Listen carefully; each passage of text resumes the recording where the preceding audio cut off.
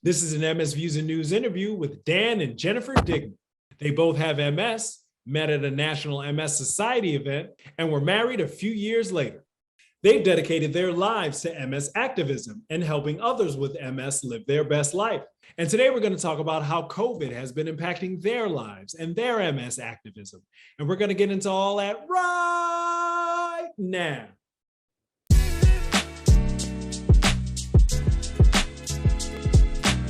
Okay, how has COVID been going with y'all? I mean, you're in Michigan, so it's already cold, and so you're already shut in. But now we're on quarantine or off quarantine or social distancing or not. Like, how is this? How have you been managing this thing? You do, you know? It's a great question, Damien. We made it 2 years, like almost 2 years. And in January, I was diagnosed with COVID. Hello, blindsided. Boom. I had been vaccinated. I had been boosted. Yeah. Dan had been vaccinated and boosted. And then his wife got COVID. So that was a big challenge. See, that's the thing though. It's not that you are immune. You're just vaccinated. So you have already dealt with the disease in your arm for one time, 2 times, 3 times, instead of the first time in your lungs, you know? Yes. Yeah. Mm-hmm. Yeah. What's that? Well, I don't I cut you off there because I was like, but no, I need to at least say this because people often say like, well, I'm vaccinated. How could I get COVID? It's like, yo, bro, it's not saying that you're going to be immune. It's just saying that your body has had a chance to deal with it at least once, maybe twice before, like in a planned fashion, before it has to deal with it out of the blue and in your lungs, you know? I feel that, you know, on some levels, I've felt that like having MS has like sort of prepared us for COVID, just in the sense you think about our DMTs that, you know, we take that and everyone's saying, oh, well, it's not going to prevent you from getting relapses and stuff. And so we've had that ingrained in our heads because everyone be like, oh, I'm taking a DMT. Why am I still progressing? Well, it's like, it's not 100% effective. You still will progress. So it's just like, just because you get the COVID vaccine does not mean you're not going to get COVID, but it means that you won't get it as bad. And I think that's kind of the system of what we have in living with MS and having the DMTs. It's just like, it's not going to keep you from getting worse. It's just not as bad, not as frequent. So I think that's sort of like set us up for dealing with the vaccines, or at least for me in my head, I'm just like, okay, so I still could get COVID. I just won't get it as bad. But it's still a kick in the teeth when you actually are told, hey, when you have someone come out to give you a COVID test in like a little hazmat suit and they swab your nose and then you drive home and about a half an hour later, you find out you have COVID and you're like, okay, but I have multiple sclerosis. I don't need COVID on top. I have enough stuff, you guys. What am I going to do? I mean, seriously, I was just like, oh crap. And then I have a husband who has multiple sclerosis and I share everything with him, but I don't want to share COVID. No. So fortunately, Dan and I go to the same general practitioner and he took that very seriously. And he got me a treatment of monoclonal antibodies the next morning. And that nipped it in the bud, so to speak. I still was sick for about a week, and Dan and I were separated, isolated, slept in separate rooms. Yep. You're in the same house, under the same roof. However, you're not really hanging out with each other because one of y'all has the global thing that nobody wants to have. Yes. Well, and it was like, I mean, that we're fully masked in our own home and that, you know, and we, ate in shifts. I ate, opposite side of the kitchen, and she was masked when I didn't have my mask on. It's just, we got lucky just that I never got COVID. And, but once day 10 hit of that, and I realized that the CDC kind of eased up on the length of time, but we're just like, we can't take any chances with this. Oh, no. No. And after those 10 days, when Dan took his mask down and I took my mask down, I almost cried. I was like, my baby, that's how cute you are. I forgot what you look like. This is the face that I know, not the half face. The half face is the face that I've always been seeing for the past 10 or so days. I want to see this face. I want to see his amazing smile. And I just, I want to see that's what's nice. And so that was our moment of drama. Yeah, I think, but then it's like, once it's over, I think, you start getting not lax. I mean, certainly we didn't go out to dinner that often, but we always ate at like down times when you knew there weren't going to be a lot of people in the restaurants. And I mean, it's fun to eat at 4:30 p.m. Just go. The blue plate special, y'all. Yeah. Yes. So now we are going out. We are back to regular activities. Regular adult activities, not elderly activities, like adult activities. Yeah. Yes. But if we do play occasionally in the elderly activities, then it's good because it's conscious of our MS and our energy. Right. So sometimes we can go to dinner at like 5:00. And we're good with that. So this is like a couple y'all are a couple takes on MS, yeah? And that's already fantastic in its own right. And so now this couple took on MS and COVID-19. So that must have been a crazy mashup. That's a mashup that you never really want to see. Like peanut butter and jelly, that's a great mashup everybody wants to see. Yeah. MS and COVID and a couple, you don't want to come anywhere near that mashup. No. But if you have to go near it and both people walk away, see, that's, if we both survive, that is like Dan said, that is why we were vaccinated in the first place. Wow. So what your doctors were, they gave you a sort of special sort of stuff to help you get through it quicker or faster? Like, talk about that a little bit more, please. And Dan, where we live, there's an infusion center about 45 minutes away. There's also local infusion centers, but they did not have the medicine that was 45 minutes away. And we went. I've never been in prison, Damien. I've never been to jail even. But I imagine it would be someone like where we had to go to a building, get on a phone, say, Jennifer is here. They came, they opened a metal door. Yep. I mean, Dan should tell this. It was. Yeah, I was about to say, I'm like, no, I don't want to hear this from you, Jennifer, Jan. But it was bad because, we took her, and I mean, I'm her caregiver. And so I'm just like, and usually they get like one caregiver, and I call, and the woman comes out in a hazmat suit, really. And she's like, halt, I couldn't go in. And, Jennifer's in her coat and everything. You're just like, because it is Michigan. And so of course it's cold. Winter coat. I think I may have had gloves on. And Damien, I can't do a lot for myself. Yeah. So, yeah. And she's just like, oh, we'll take care of her. She'll be about 2.5 hours. So I'm over, 45 minutes away from home, and she's by herself. So what am I going to do? You do the adult thing, you go to Applebee's for lunch.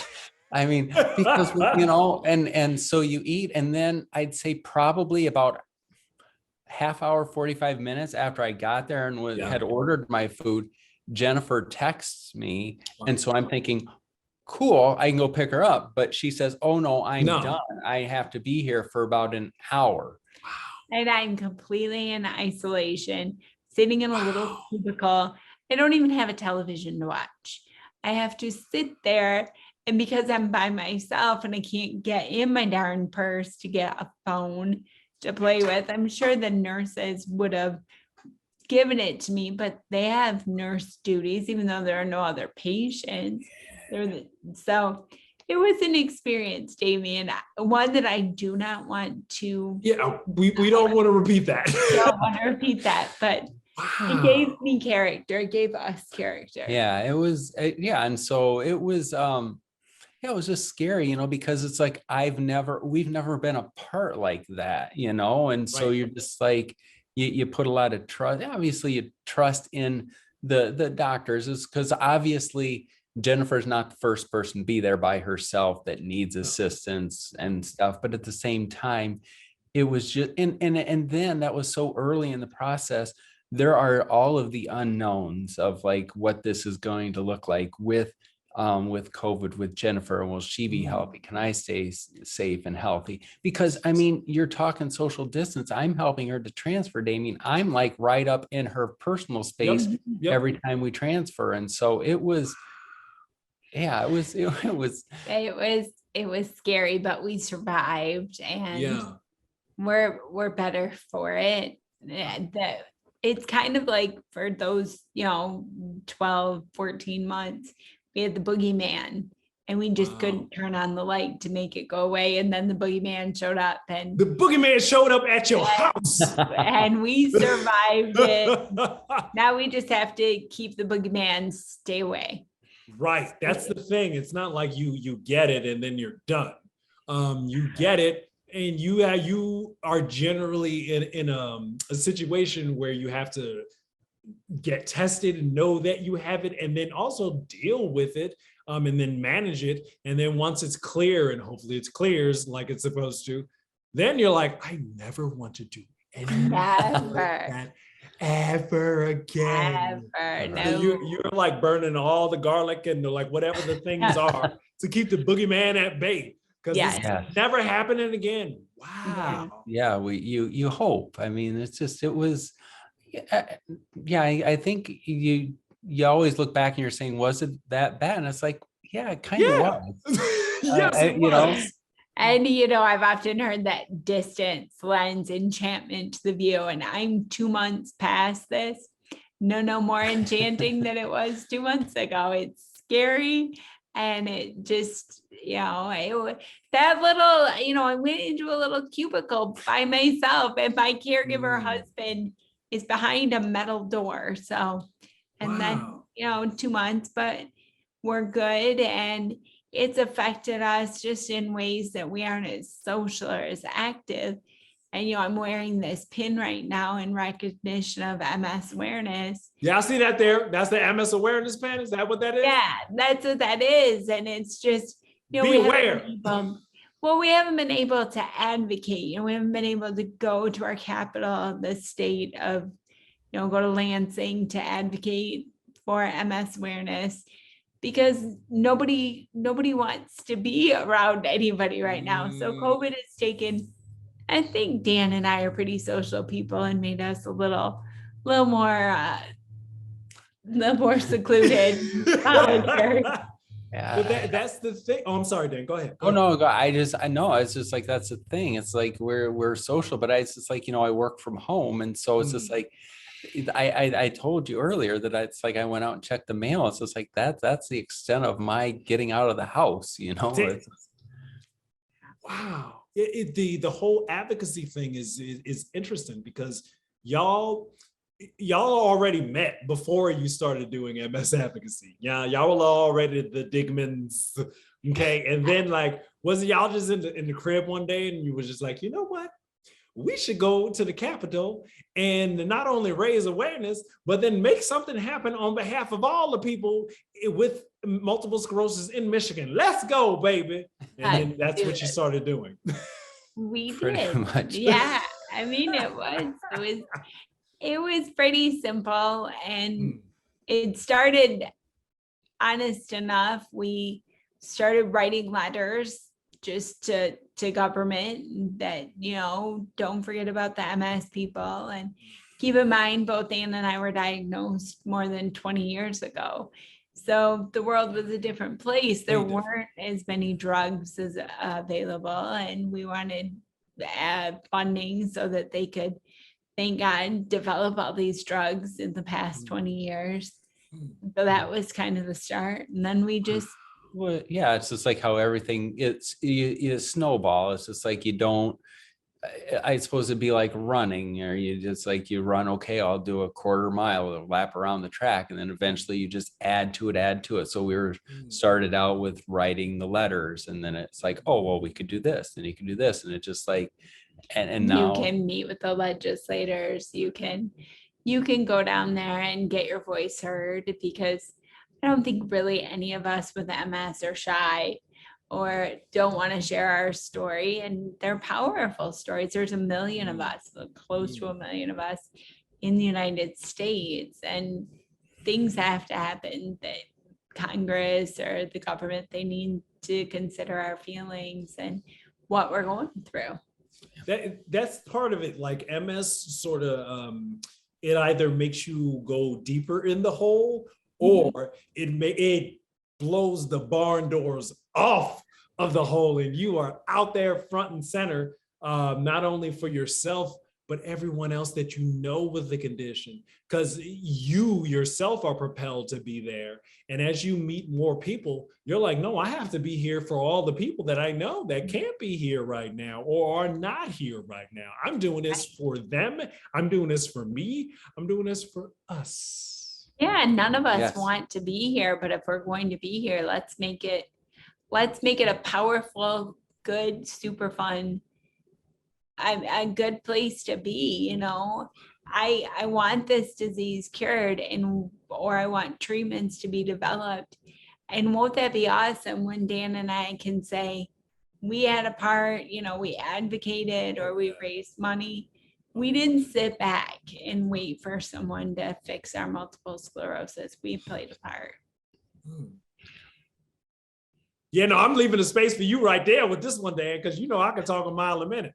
But I think that's just, what it is. It's like nothing's more empowering than when you go, and that's what's so great about advocacy, doing it with so many other activists, because you're not doing it by yourself, and you realize just the power that you have in your story. And it's just like, if we're not there talking about it with legislators, they won't do anything about it because they don't know. But if you get with your legislator who represents either statewide, knowing that somebody right in their community, two people living with it and dealing with the MS, and all of a sudden MS becomes a greater concern to them because they know their neighbors. I mean, nothing's better. Like Jennifer saw our state representative in the store, and then at the grocery store, and that we were at a restaurant a couple years ago, and not that same Applebee's though, not that. No.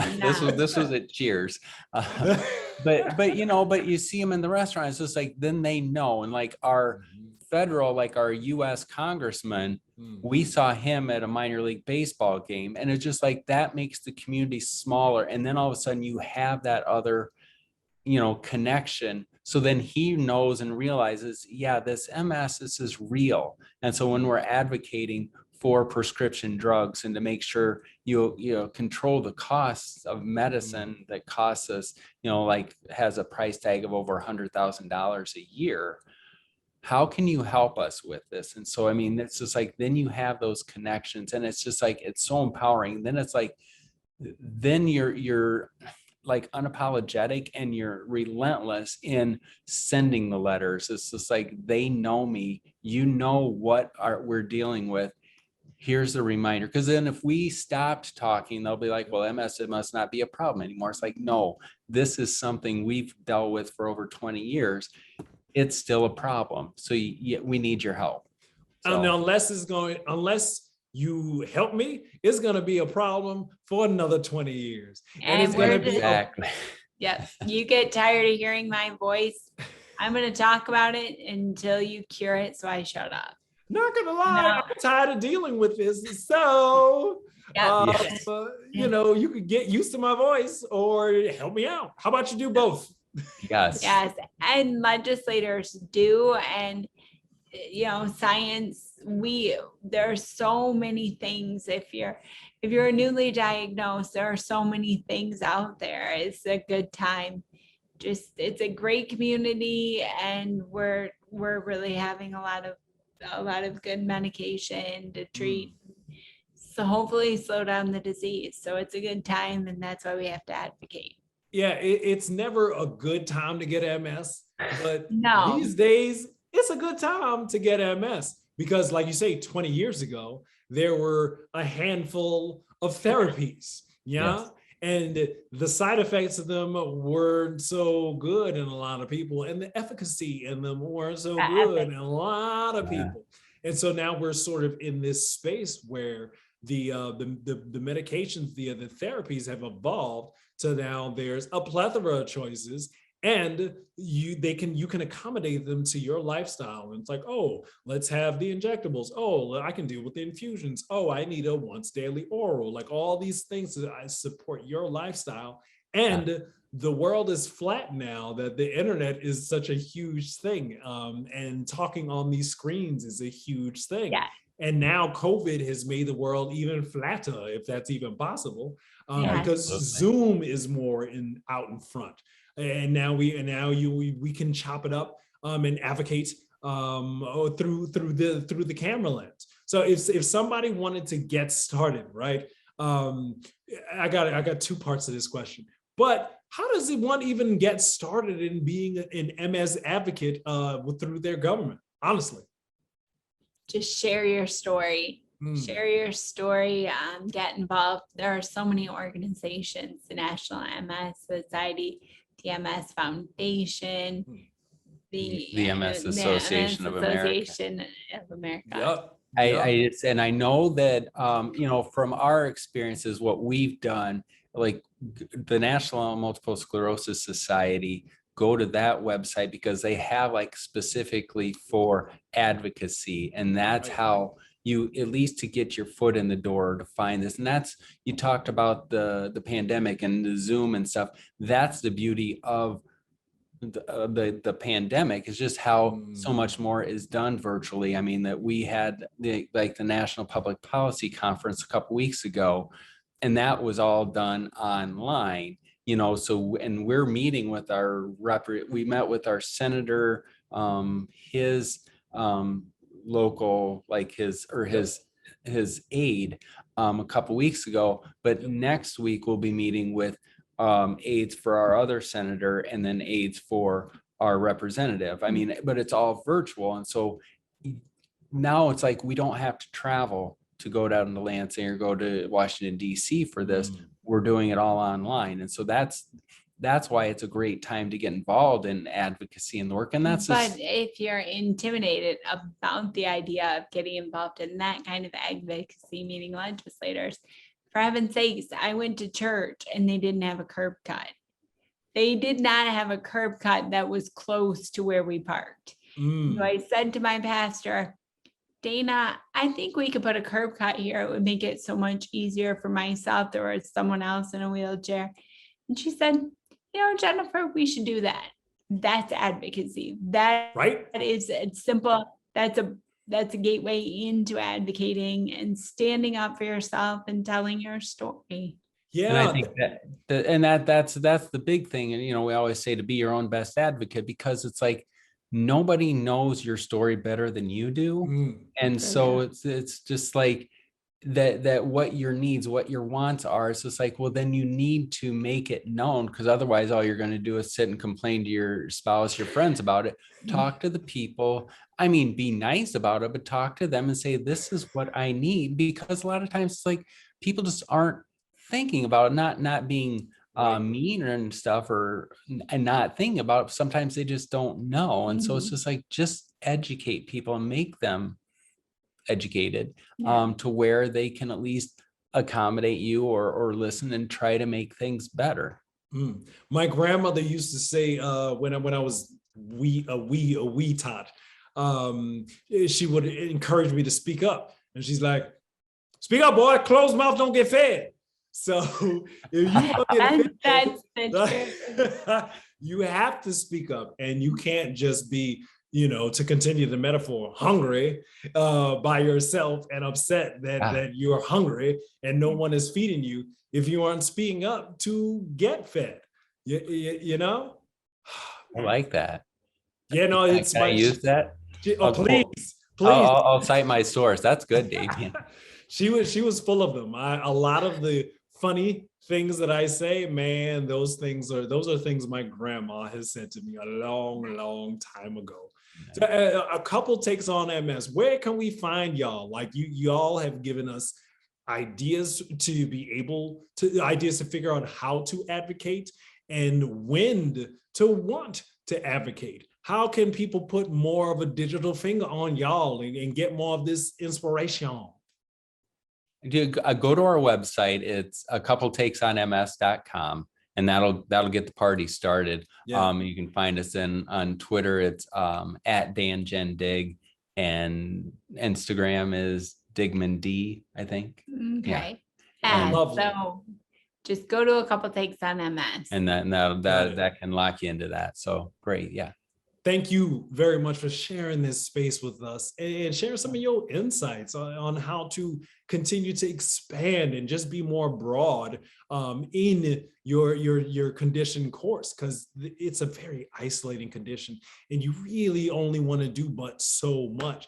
But folk like yourselves, each of you individually and together, show how much is necessary to just dig in and to be out and to make your voice heard and your presence known, because closed mouth don't get fed, boy.